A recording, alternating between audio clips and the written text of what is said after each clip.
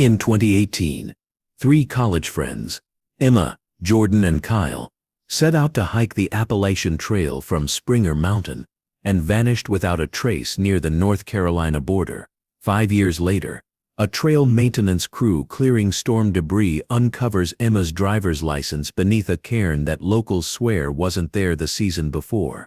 The license expires in 2020, but the magnetic strip shows it was swiped at a gas station in Tennessee on June 14, 2023, 2 months ago. Emma Rodriguez, Jordan Miller, and Kyle Chen had been planning the hike since their freshman year at Georgia Tech. They graduated in May 2018 and decided to celebrate with a thru hike starting in June. Emma was 22, studying environmental engineering. Jordan was 23, a computer science major. Kyle was 22, finishing a degree in geology. They'd hiked together before, weekend trips in the Smokies, a week-long trek through Shenandoah. But this was different. This was the trail. They started at Springer Mountain on June 4, 2018. The weather was clear, mid-70s, perfect for hiking. They carried matching blue backpacks, each one loaded with 40 pounds of gear. Emma's pack had a small stuffed bear clipped to the outside, a gift from her younger sister. Jordan's pack had a solar charger strapped to the top. Kyle's pack had a portable water filter dangling from a carabiner. They posted a photo at the trailhead, three friends grinning, arms around each other, the wooden Springer Mountain sign behind them. Emma's mom shared the photo on social media. She wrote, "So proud of these three. Stay safe. Check in when you can." Emma called home on June 6 from Neal Gap, 30 miles north of Springer. She told her mom they were doing great, that the trail was beautiful, that her feet hurt but nothing serious. She said they'd call again from Franklin, North Carolina, in about a week. Her mom said she loved her. Emma said she loved her too. That was the last time anyone heard Emma's voice. On June 14th, a hiker named Tom Rigby passed three people matching Emma, Jordan, and Kyle's descriptions on the trail near Standing Indian Mountain, just south of the North Carolina border. Tom was section hiking, doing a 40-mile stretch over 5 days. He stopped to chat. The three friends were in good spirits, laughing, taking photos. Tom asked how far they were planning to go. Emma said they were aiming for Maine, all the way to Katahdin. Tom wished them luck and kept hiking. Tom reached Franklin on June 15th and checked into a hostel. He posted about his hike on a trail forum, mentioning the three college kids he'd met near Standing Indian. He said they seemed prepared, experienced, happy. He moved on to the next section. On June 18th, Emma's mom tried to call her daughter. The call went to voicemail. She tried again the next day. Voicemail again. She called Jordan's parents. They hadn't heard from Jordan either. She called Kyle's parents. Same story. On June 20th, Emma's mom called the Macon County Sheriff's Office in Franklin, North Carolina. She said her daughter and two friends were supposed to check in a week ago. The dispatcher took down the information and filed a report. A deputy called the local hostels and trail angels, people who helped hikers with rides and supplies. No one had seen the three friends. On June 21st, the sheriff's office organized a search. They started at Standing Indian Mountain, the last place Tom Rigby said he'd seen them. Rangers, volunteers, and search dogs covered 20 miles of trail in both directions. They found no sign of Emma, Jordan, or Kyle. No discarded gear, no footprints off trail, no evidence of an accident.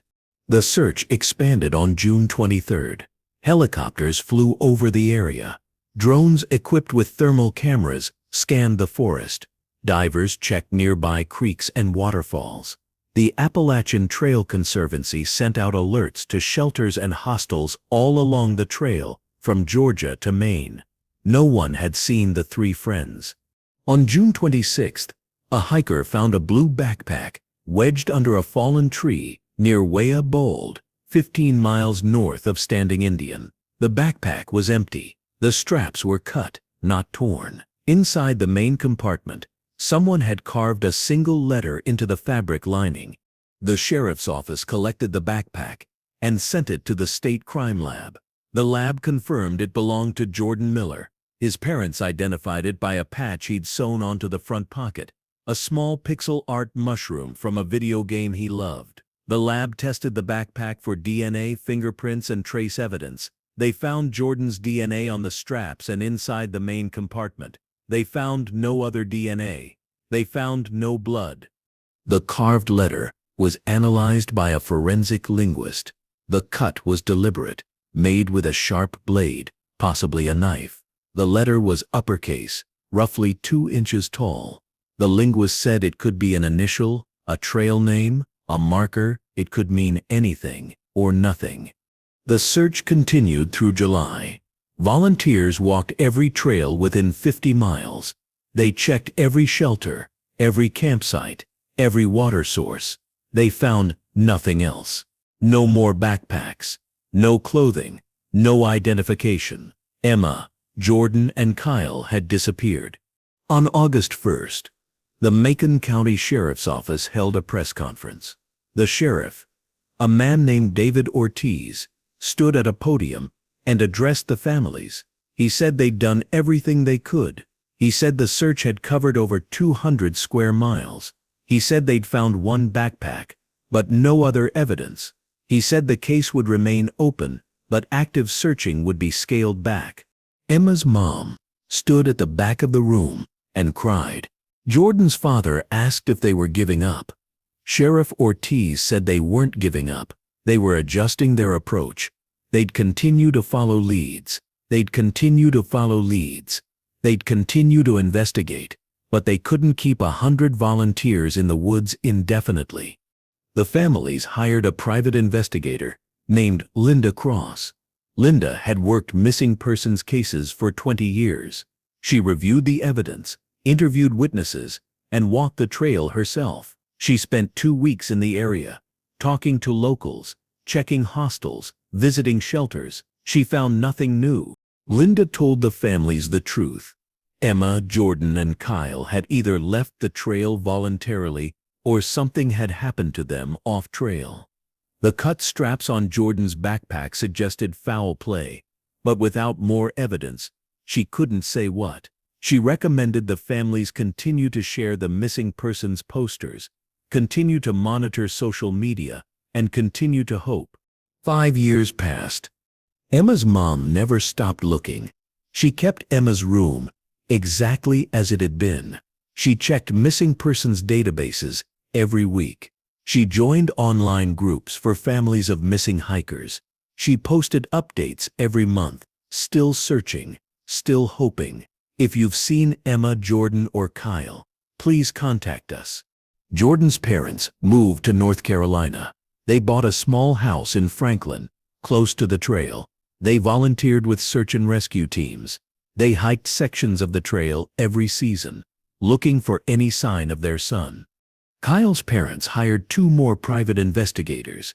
Both came back with the same answer: no new leads. In August 2023, a trail maintenance crew was clearing debris near the North Carolina-Tennessee border, about 40 miles north of where Jordan's backpack had been found. A storm had knocked down several trees, blocking the trail. The crew, 3 men and 1 woman, spent 3 days cutting, hauling, and clearing. On the 3rd day, a crew member named Aaron Hicks noticed something unusual. There was a cairn, a stack of flat stones, about 10 feet off the trail, partially hidden by brush. Cairns were common on the Appalachian Trail, used as markers, memorials, or just for fun. But this one looked different. The stones were arranged in a perfect spiral, each layer slightly smaller than the one below. Aaron had been maintaining trails for 12 years. He'd never seen a cairn built like that. He walked over to examine it. The stones were old, covered in moss and lichen, but the arrangement was deliberate, almost ceremonial. Aaron knelt down and carefully removed the top stone. Beneath it was another stone. Beneath that, another. He kept going, removing each stone and setting it aside. At the base of the cairn, pressed into the dirt, was a laminated card. Aaron picked it up and wiped off the mud. It was a driver's license. The photo showed a young woman with dark hair and a bright smile. The name on the license was Emma Rodriguez. The address was in Atlanta, Georgia. The issue date was March 2016. The expiration date was March 2020. Aaron stared at the license. He recognized the name. 5 years ago, 3 college students had disappeared on this trail. Their faces had been on posters in every hostel and shelter for months. Aaron had been part of the search. He'd walked these woods for 2 weeks, calling their names, checking every ravine and creek. He pulled out his phone and took a photo of the license. Then he called the Macon County Sheriff's Office. A deputy arrived an hour later. Aaron showed him the cairn and the license. The deputy photographed everything, bagged the license as evidence, and called Sheriff Ortiz. Ortiz arrived 30 minutes after that. He stood over the cairn and stared at the stones. "You sure this wasn't here before?" Ortiz asked. Aaron nodded. "I've walked this section 100 times. This cairn wasn't here last season. I'd bet my life on it." Ortiz knelt and examined the ground around the cairn. The soil was undisturbed, covered in a thick layer of fallen leaves. If someone had built the cairn recently, they'd done it carefully, leaving no footprints, no drag marks, no sign of activity. Ortiz bagged one of the stones and sent it to the state crime lab for analysis. He also sent Emma's driver's license. The lab returned results on August 18th. The stone showed no fingerprints, no DNA, no trace evidence. The license, however, was a different story. The laminate was intact, but the card showed signs of prolonged exposure to moisture. The photo was faded. The magnetic strip on the back was scratched, but still functional. The lab tested the strip and found something unexpected. It had been swiped at a gas station in Sevierville, Tennessee, on June 14, 2023, 2 months ago. Ortiz sat in his office and stared at the report. Emma Rodriguez had disappeared on June 14, 2018. Her driver's license had been swiped at a gas station on June 14, 2023, exactly 5 years later. The gas station was 60 miles north of where the cairn had been found. Ortiz called the gas station a place called Mountain View Fuel and Food, located on State Route 441, just outside Sevierville. The manager, a woman named Beth Carver, answered. Ortiz explained the situation and asked if she could check her security footage from June 14th. Beth said the footage was archived, but she could pull it. She called back 3 hours later. She said a woman matching Emma's description had come into the store around 11 a.m. on June 14th. The woman had purchased bottled water and a prepaid phone card. She'd used a credit card to pay. Beth sent the footage to Ortiz via email.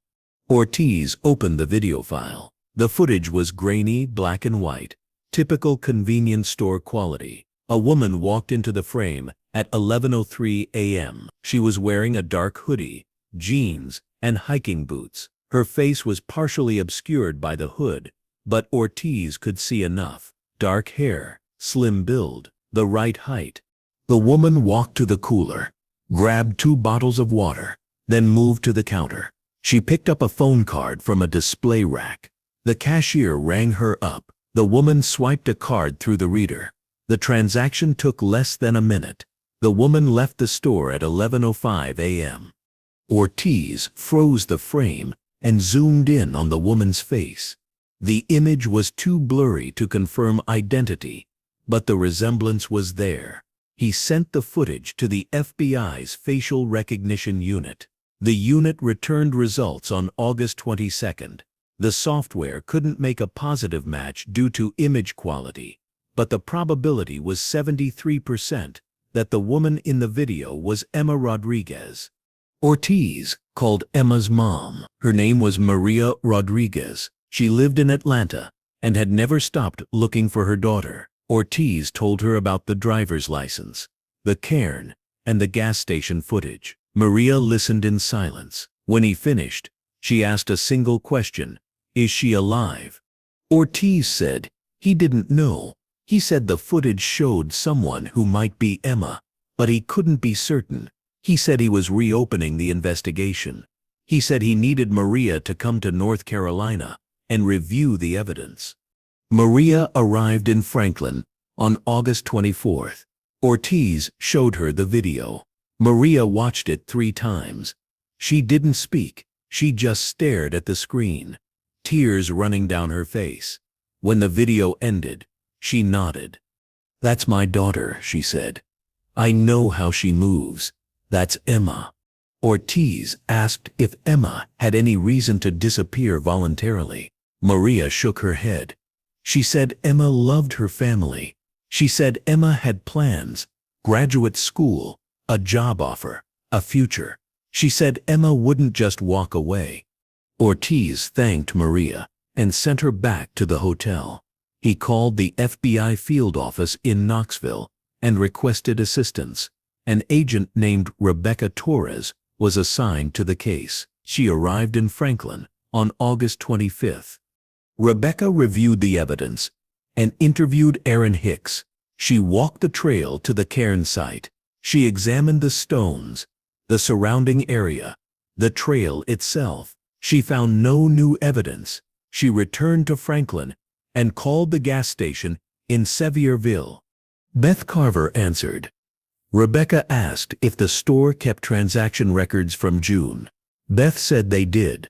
She pulled the records and found the transaction from 11:04 a.m. on June 14th. The credit card used was issued to Emma Rodriguez. The billing address was in Atlanta. Rebecca requested a full transaction history for Emma's credit card. The bank provided records going back 6 months. Emma's card had been used 3 times since her disappearance.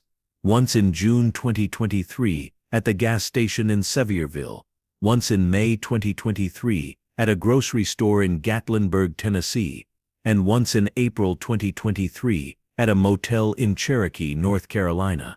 Rebecca pulled the security footage from the grocery store and the motel. The grocery store footage showed the same woman in the dark hoodie, purchasing canned food and bottled water.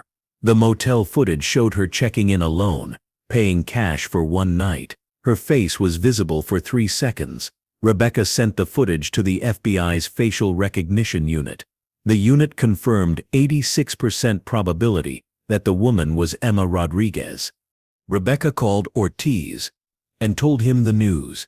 Emma Rodriguez was alive. She was in the area.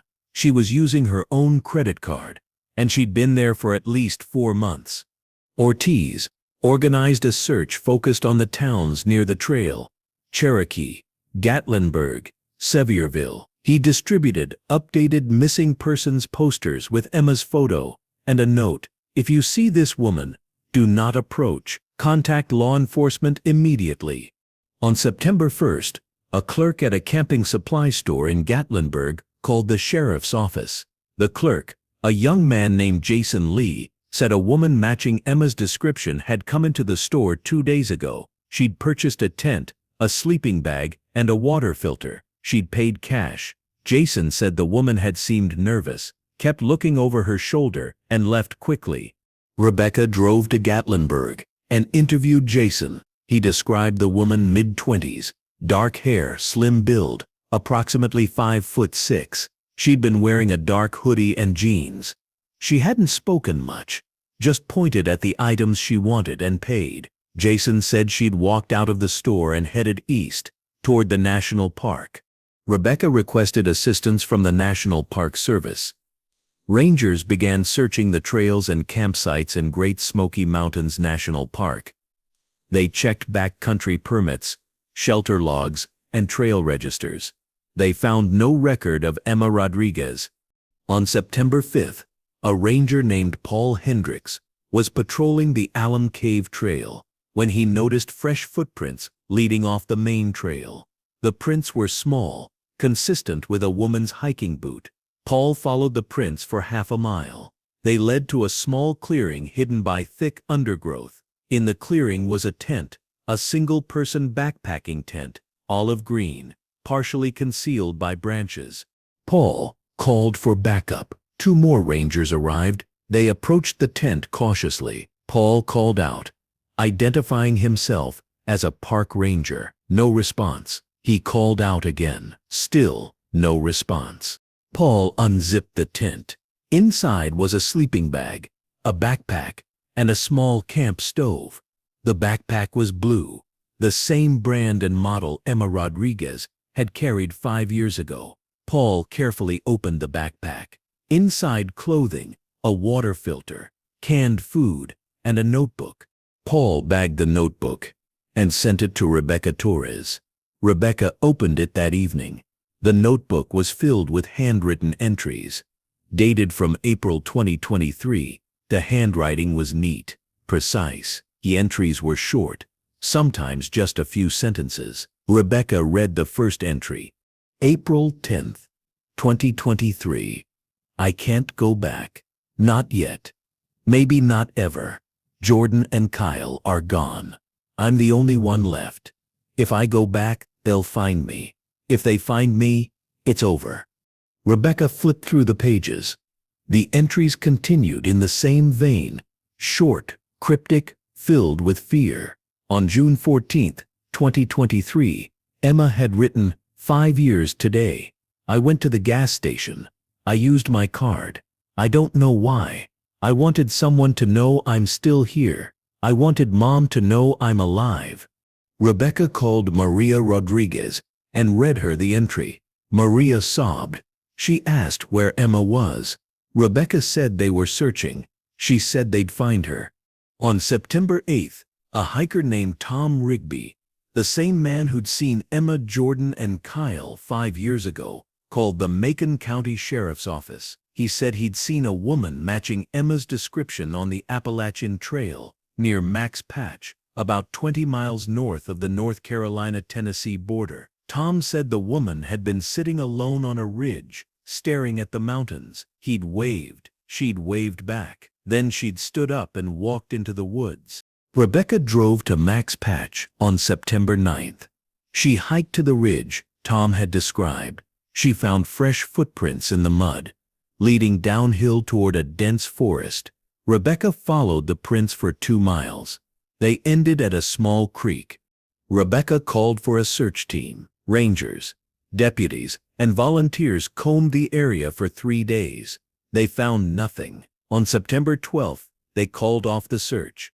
Rebecca returned to Franklin and sat in Ortiz's office. She was exhausted, frustrated. They had evidence: credit card transactions, security footage, a notebook, a tent, but they didn't have Emma, and they didn't know what had happened to Jordan and Kyle. Rebecca pulled the notebook from her bag and read it again. One entry stood out, dated May 2nd, 2023. I dream about them every night. Jordan and Kyle. I see their faces. I hear their voices. And I see him, the man with the scar, the man who said he was helping us, the man who took them. Rebecca stared at the words. The man with the scar. She called Ortiz and read him the entry. Ortiz said they needed to find Emma. They needed to hear her story. On September 15th, a woman walked into the Macon County Sheriff's Office. She was thin, pale, with dark circles under her eyes. She wore a dark hoodie and jeans. Her hair was pulled back in a ponytail. She walked up to the front desk and said, "My name is Emma Rodriguez. I want to tell you what happened." The deputy at the desk called Ortiz immediately. Ortiz brought Emma to an interview room. Rebecca Torres joined them. Emma sat down, folded her hands on the table, and began to talk. She said she, Jordan, and Kyle had been hiking near Standing Indian Mountain on June 14, 2018. They'd met a man on the trail. He was in his 40s, average height, with a scar running from his left eyebrow to his cheek. He'd said his name was Henry. He'd said he was a trail guide, that he knew the area well, that there was a shortcut to the next shelter. Jordan and Kyle had been tired. They'd wanted to make good time. They'd agreed to follow Henry. Emma had been hesitant, But she didn't want to split from the group.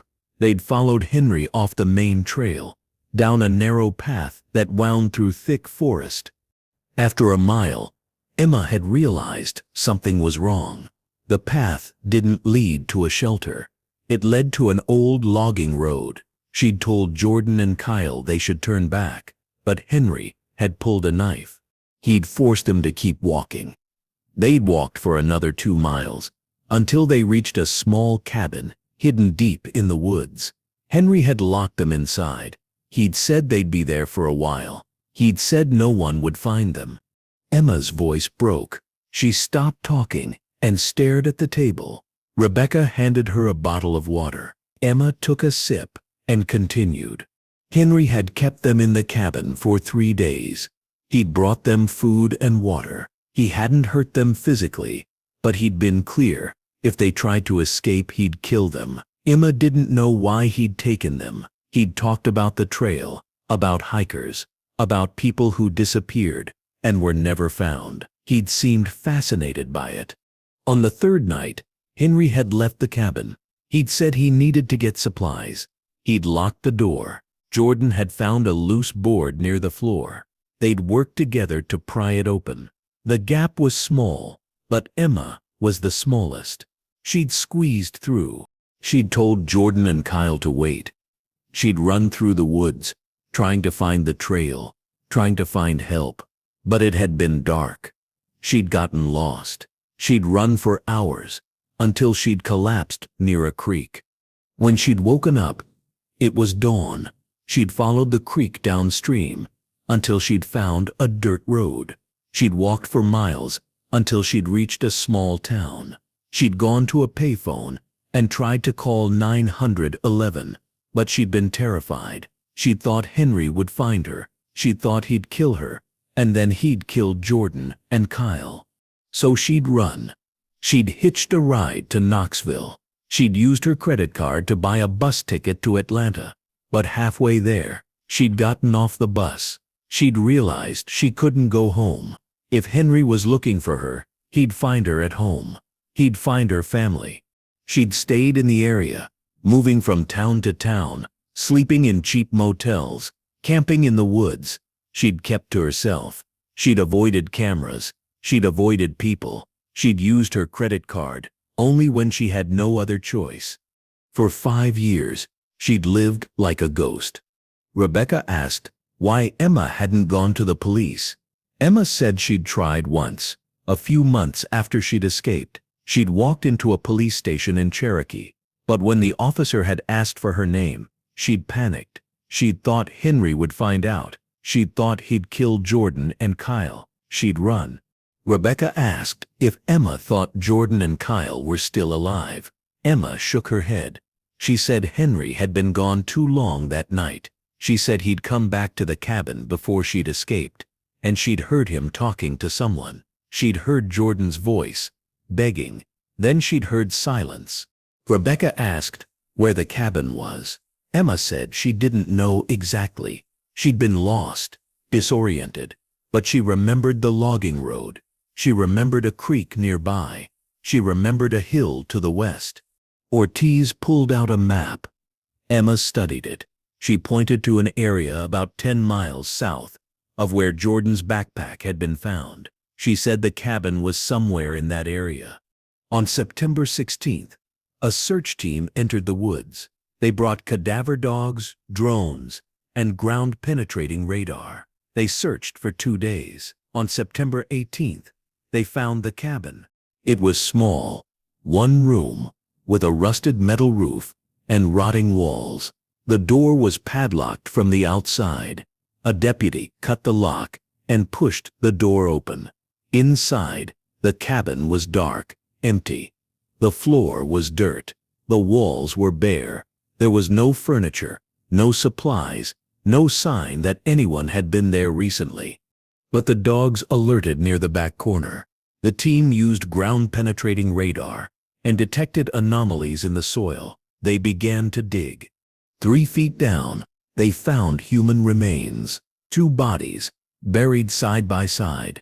The remains were badly decomposed, But forensic analysis confirmed the identities: Jordan Miller and Kyle Chen. Rebecca called Emma and told her.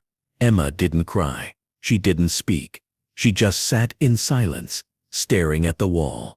The medical examiner determined that Jordan and Kyle had died from blunt force trauma to the head. They'd been killed within days of their abduction. The remains showed no signs of prolonged captivity or torture. They'd been killed quickly, then buried. The FBI opened a manhunt for Henry. They searched missing persons databases, criminal records, and trail registries. They found no one matching the description Emma had given. No one named Henry with a scar on his face. No trail guides in the area in 2018. Rebecca interviewed Emma again. She asked Emma to describe Henry in more detail. Emma said he'd been in his 40s, maybe 5'10", with brown hair going gray. The scar on his face had been deep, old, like it had been there for years. He'd worn hiking clothes, cargo pants, a flannel shirt, boots. He'd carried a large backpack. Rebecca asked if Emma had seen any vehicles near the cabin. Emma said no. She said Henry had always approached on foot. Rebecca asked if Emma had ever heard Henry's last name. Emma said no. She said Henry had only introduced himself as Henry. He'd never mentioned a last name, never talked about where he lived, never gave any personal information. The investigation stalled. Without a last name, without a vehicle, without any physical evidence linking Henry to the cabin, the FBI had nowhere to go. They distributed sketches based on Emma's description. They checked databases for known offenders in the area. They interviewed locals, hikers, trail angels. No one had seen anyone matching Henry's description. On October 1st, a retired park ranger named Carl Bennett called the FBI. Carl had worked in the Nantahala National Forest for 30 years before retiring in 2016. He said he'd seen the sketch on the news. He said the man looked familiar. Rebecca drove to Carl's home in Franklin. Carl pulled out a box of old photographs. He said the man in the sketch reminded him of someone he'd met in 2015. The man's name had been Henry Groves. He'd been a volunteer with a trail maintenance crew. Carl said Henry had been quiet, kept to himself, but he'd been knowledgeable about the area. He'd worked with the crew for one season, then disappeared. Rebecca ran the name Henry Groves through the FBI database. She found a match. Henry Groves, age 49, had a criminal record, 2 arrests for trespassing, 1 arrest for assault in 2010. He'd served 6 months in jail, then been released. His last known address was in Bryson City, North Carolina, about 20 miles from where the cabin had been found. Rebecca drove to Bryson City on October 3rd. The address was a small house on a dirt road, surrounded by thick forest. The house was abandoned, windows broken, the front door hanging off its hinges. Rebecca called for backup and searched the property. Inside, the house was empty. No furniture, no personal items, no sign that anyone had lived there recently. But in the basement, Rebecca found something: a workbench covered in tools, and on the wall a map of the Appalachian Trail, marked with dozens of red X's. Each X was labeled with a name and a date. Rebecca photographed the map and sent it to the FBI's Missing Persons Unit. The unit cross-referenced the names with their database. Every name on the map matched a hiker who'd disappeared on the Appalachian Trail between 2012 and 2018. 13 people, all missing, none ever found. Rebecca called Ortiz and told him what she'd found. Ortiz said they needed to search the area around the cabin. They needed to find the others. The search began on October 5th. Teams of forensic anthropologists, cadaver dogs, and volunteers combed the forest within a 5-mile radius of the cabin. Over the next 3 weeks, they found 11 more grave sites, 11 more bodies, men and women, ranging in age from 19 to 47. All hikers, all killed the same way: blunt force trauma to the head. The FBI issued a warrant for Henry Groves on October 28.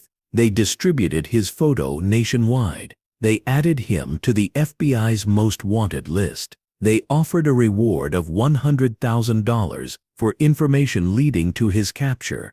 On November 12, a gas station attendant in Asheville, North Carolina, called the FBI tip line. The attendant said a man matching Henry Groves's description had come into the station that morning. The man had purchased a map and a pack of cigarettes. He'd paid cash. He'd left in a white pickup truck. The FBI traced the truck to a rental company in Knoxville. The company said the truck had been rented under a false name. The credit card used was stolen. The truck's GPS showed it had been driven through eastern Tennessee, then into Virginia. The FBI tracked the truck to a campground near the Blue Ridge Parkway. On November 15th, a tactical team surrounded the campground. They found the truck parked near a tent. Inside the tent was Henry Groves. He didn't resist. He didn't run. He sat on the ground, hands on his knees, and waited for them to cuff him. Rebecca interviewed Henry on November 17th. He confessed immediately. He said he'd been taking hikers for 6 years. He said it had started as an accident. He'd met a solo hiker in 2012. They'd argued, and he'd hit the hiker with a rock. The hiker had died. Henry had buried the body and kept hiking. After that, it had been easy. The trail was full of people. People who hiked alone. People who didn't check in. People who disappeared, and no one looked very hard. Henry said he'd target hikers who seemed inexperienced or distracted. He'd offer to help them. He'd lead them off the trail. Once they were isolated, he'd kill them. He'd bury them in the woods, and he'd move on. Rebecca asked why he'd kept Emma, Jordan, and Kyle alive for 3 days. Henry said he'd been curious. He'd wanted to see if they'd try to escape. He'd wanted to see how long they'd last. Rebecca asked why he'd killed Jordan and Kyle, but not Emma. Henry said Emma had escaped before he could kill her. He'd searched for her, but she'd vanished. He'd assumed she'd died in the woods. He'd never expected her to survive. Henry Groves was charged with 13 counts of first-degree murder. He pleaded guilty on December 3, 2023. He was sentenced to 13 consecutive life sentences without the possibility of parole. Emma Rodriguez attended the sentencing. She sat in the back of the courtroom and watched Henry being led away in handcuffs. She didn't cry. She didn't speak. She just watched. After the sentencing, Rebecca walked Emma outside. The sun was setting, casting long shadows across the courthouse steps. Emma stood there for a moment, breathing in the cold air. "I should have gone to the police sooner," Emma said quietly. "If I had, maybe they could have saved Jordan and Kyle." Rebecca shook her head. "Henry killed them the same night he took you. There was nothing you could have done." Emma looked at her. "I ran, I left them." "You survived," Rebecca said. "That's what mattered. You survived and you came forward. Because of you, 13 families finally have answers. Because of you, Henry Groves will never hurt anyone again." Emma nodded, but she didn't look convinced. She pulled her hood up and walked down the steps. Rebecca watched her go, wondering if Emma would ever truly be free. Maria Rodriguez met Emma at the bottom of the steps. They hugged, and for the first time in 5 years, Emma cried. She cried for Jordan. She cried for Kyle. She cried for the 5 years she'd spent running, hiding, afraid. Maria held her daughter and whispered, "You're home now. You're safe." But Emma knew the truth. She'd never really be home. She'd never really be safe. Because even though Henry Groves was in prison, the fear was still there. The nightmares were still there. And the guilt of surviving when her friends didn't, would never go away. In the weeks that followed, Emma tried to rebuild her life. She moved back to Atlanta. She started therapy. She tried to reconnect with old friends. But everywhere she went, she saw Jordan and Kyle. She saw their faces. She heard their voices. On December 20th, Emma returned to the Appalachian Trail. She hiked to the spot where Aaron Hicks had found the cairn. The stones were still there, scattered on the ground. Emma knelt and picked up one of the stones. She held it in her hands and stared at it. She thought about the day she'd built that cairn. 5 years ago, she'd been terrified, alone, convinced that Henry was hunting her. She'd taken her driver's license, the one piece of identification she had, and buried it beneath the stones. She'd hoped someone would find it. She'd hoped someone would know she was still alive. And someone had. Emma placed the stone back on the ground. She stood and looked at the trail stretching ahead of her, winding through the trees, disappearing into the mountains. She thought about Jordan and Kyle, about the hike they'd planned, about the future they'd never have. She thought about the 13 other hikers Henry had killed, 13 people who'd set out on the trail with dreams, with plans, with families waiting for them to come home, and none of them had. Emma pulled out her phone and took a photo of the scattered stones. She posted it on social media with a simple caption, "For Jordan, Kyle, and the others, you're not forgotten." Within hours, the post had been shared thousands of times. Hikers from across the country began posting their own photos, cairns they'd built, memorials they'd left, tributes to the friends they'd lost on the trail. The Appalachian Trail Conservancy created a memorial page, listing the names of all 13 victims. They called it the 13. Emma's therapist told her the guilt would fade with time. Emma wasn't sure she believed that. But she kept going to therapy. She kept hiking. She kept moving forward. On January 15th, 2024, Emma received a letter. It was from Jordan's mother, Patricia Miller. Patricia wrote that she didn't blame Emma for what happened. She wrote that Jordan would have wanted Emma to live, to be happy, to finish the hike they'd started together.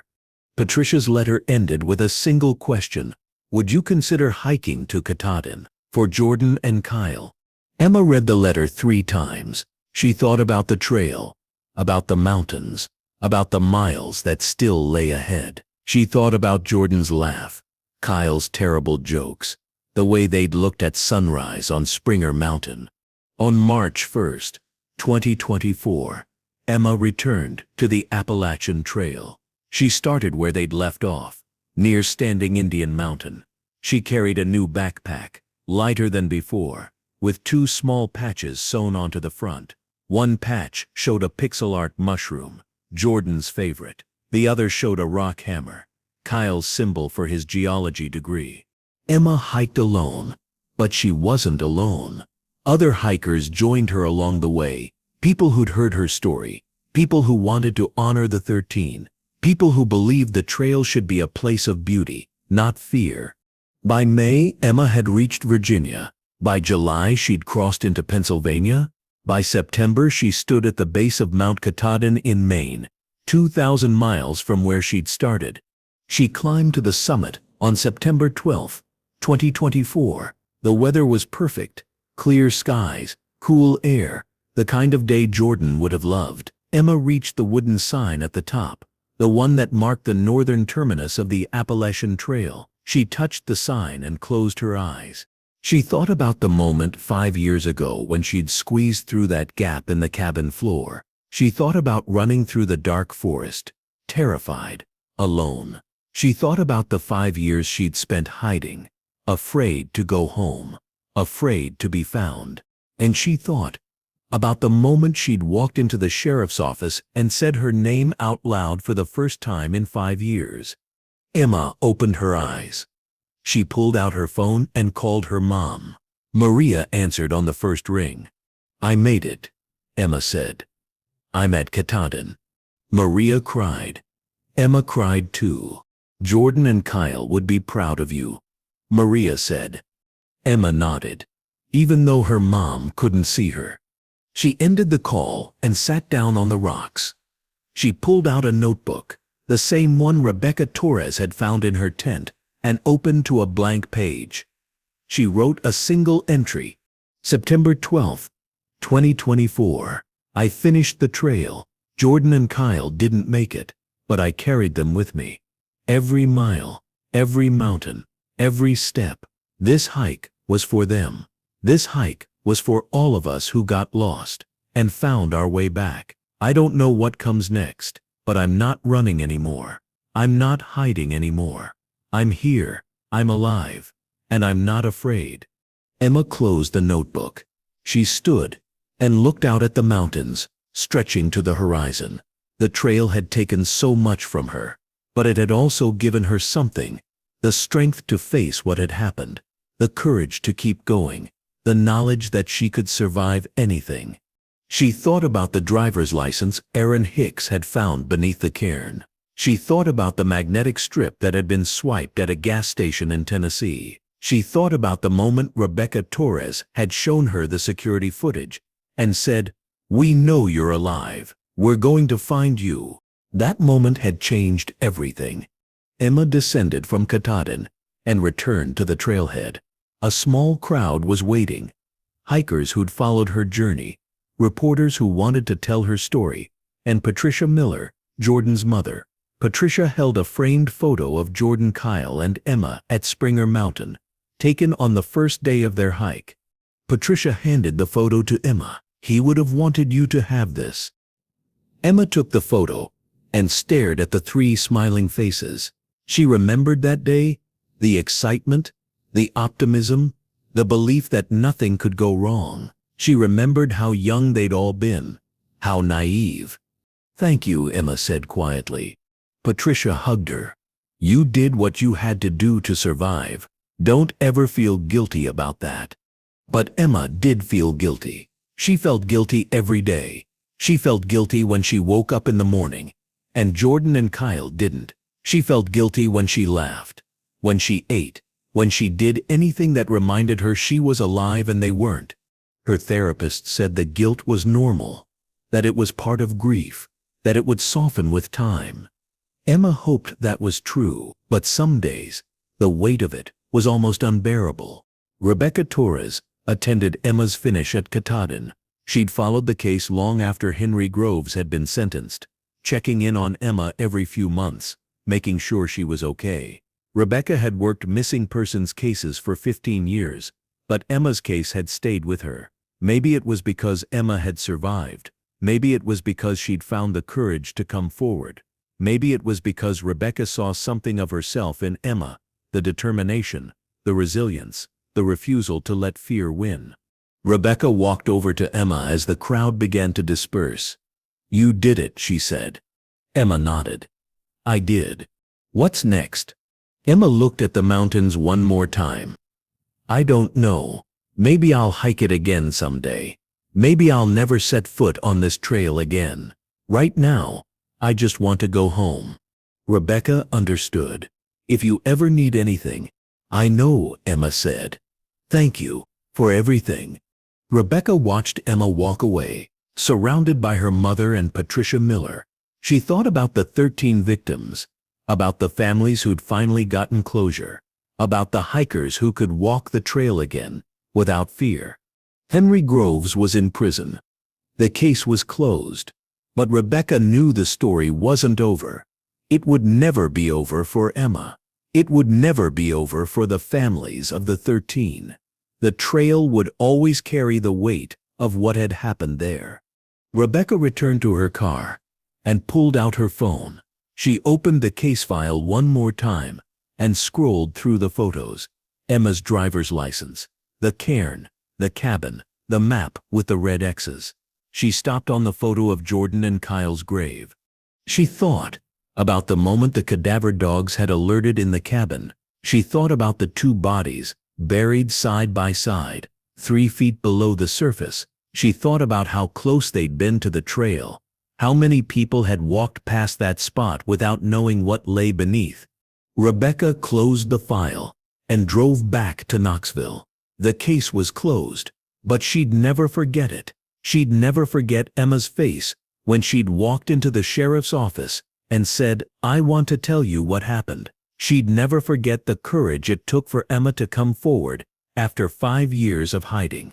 On October 1st, 2024, The Appalachian Trail Conservancy held a memorial service at Springer Mountain. Families of the 13 gathered at the trailhead. Emma was there, along with Maria, Patricia, and Kyle's parents. They planted 13 trees along the trail, each one marked with a small plaque bearing a victim's name. Emma stood in front of the trees marked Jordan Miller and Kyle Chen. She placed her hand on Jordan's tree and closed her eyes.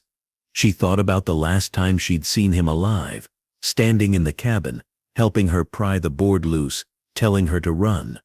"I'm sorry," she whispered. "I'm so sorry." She felt a hand on her shoulder. It was Patricia. "He knew you'd make it," Patricia said. "He knew you'd survive. That's why he helped you escape. That's why he told you to run." Emma opened her eyes.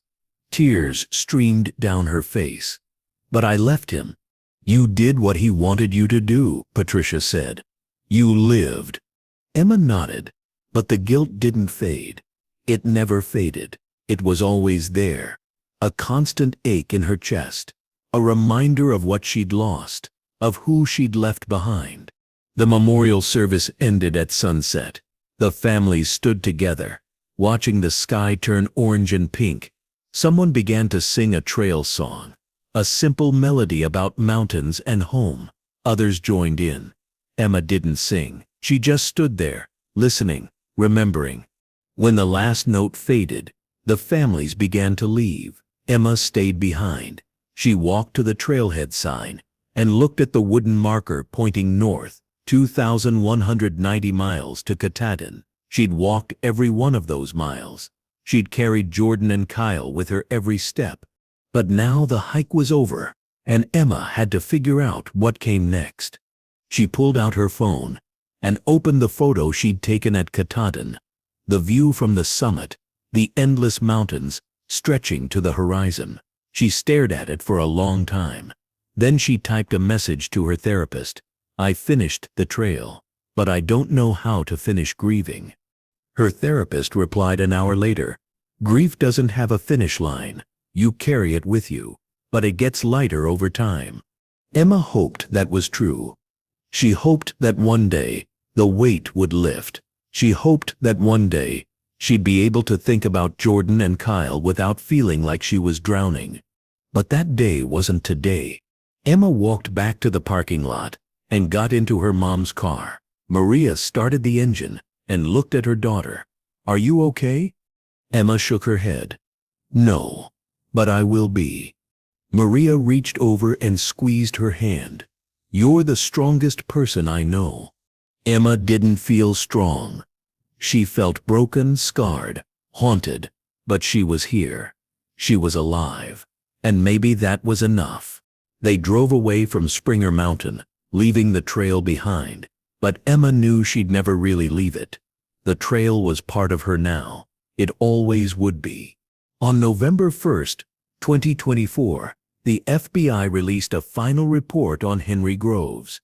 The report detailed his crimes, his methods, his victims.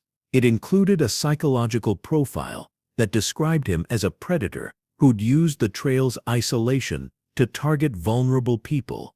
The report concluded with a warning. While Groves is no longer a threat, his case highlights the importance of trail safety. Hikers should remain vigilant, hike with partners when possible, and report suspicious behavior immediately. Emma read the report in her apartment in Atlanta. She sat on her couch, staring at the screen, reading about herself in clinical, detached language. Subject E escaped captivity and survived for 5 years in hiding before coming forward. Subject E. That's what she'd become. A case study, a statistic, a cautionary tale. She closed her laptop and looked around her apartment. It was small, neat, filled with photos and mementos from the trail. On the wall hung the framed photo Patricia had given her, Jordan, Kyle, and Emma, at Springer Mountain. Below it was a map of the Appalachian Trail, with a red line drawn from Georgia to Maine. Emma had finished the trail. She'd honored Jordan and Kyle. She'd done what she'd set out to do. But the question remained, what now? Her therapist said she needed to find a new purpose, a new goal. Emma didn't know what that was yet. She knew she couldn't spend the rest of her life looking backward, mourning what she'd lost. But she didn't know how to move forward either. On November 15th, Emma received an email from the Appalachian Trail Conservancy. They were creating a safety program called the 13 Initiative, designed to educate hikers about trail safety and provide resources for people who felt threatened or unsafe. They wanted Emma to be part of it. They wanted her to share her story, to help prevent what had happened to her from happening to anyone else. Emma stared at the email for a long time. She thought about the 13 victims, about the families who'd never gotten to say goodbye. She thought about the hikers who were out there right now, walking the same trails, trusting the same strangers. She hit reply and typed a single word, yes. Over the next 6 months, Emma traveled across the country, speaking at trail clubs, colleges, and hiking organizations. She told her story, the abduction, the escape, the 5 years in hiding, the decision to come forward. She talked about the warning signs she'd missed, the instincts she'd ignored, the moment she'd realized something was wrong. And she talked about Jordan and Kyle. She talked about their laughter, their friendship, their dreams. She made sure people remembered them not as victims, but as the vibrant, hopeful people they'd been. The 13 Initiative grew. Thousands of hikers signed up for safety training. Trail clubs installed emergency call boxes at remote locations. The Appalachian Trail Conservancy partnered with law enforcement to improve communication and response times. Emma's work gave her purpose. It gave her a reason to keep going, but it didn't erase the guilt. Nothing could erase that. On June 14, 2025, 7 years after Jordan and Kyle died, Emma returned to the cabin. The FBI had dismantled it years ago, but the foundation remained, overgrown with weeds and vines. Emma stood at the spot where she'd squeezed through the gap in the floor and escaped. She knelt and placed 2 stones on the ground. One for Jordan, one for Kyle. She'd carried the stones from Springer Mountain, walked them 2,000 miles, and brought them back to the place where everything had ended. "I'm sorry I left you," she whispered. "I'm sorry I couldn't save you, but I promise, I'll keep telling your story. I'll make sure people remember." She stood and looked at the forest around her. The cabin was gone, but the memory remained. It would always remain. Emma turned and walked back to the trail. She didn't look back. She kept moving forward, one step at a time, the way she'd been doing for 7 years. Because that's what survivors do. They keep moving, they keep going. They carry the weight of what they've lost, but they don't let it stop them. Emma reached the trail and paused. She looked north, toward the mountains, toward the endless miles of forest and rock and sky. She thought about the first day she'd set out with Jordan and Kyle, full of hope and excitement. She thought about the last day she'd seen them alive. And she thought about the day she'd walked into the sheriff's office and finally said her name. That was the day she'd stopped running. That was the day she'd started to heal. Emma pulled out her phone and opened the photo from Springer Mountain one more time. She stared at the 3 smiling faces, young, hopeful, unaware of what was coming. She whispered to the screen, "We made it. Not the way we planned, but we made it." Then she put her phone away and started walking. The trail stretched ahead, winding through the trees, disappearing into the mountains. Emma didn't know where it would lead, but she knew she'd keep walking. Because that's what the trail taught her. You keep walking, you keep moving, you keep going, even when it's hard, even when it hurts, even when you don't think you can take another step. You keep going, and eventually you find your way home. Do you think Emma will ever truly feel free from what happened? Or will some scars never fully heal?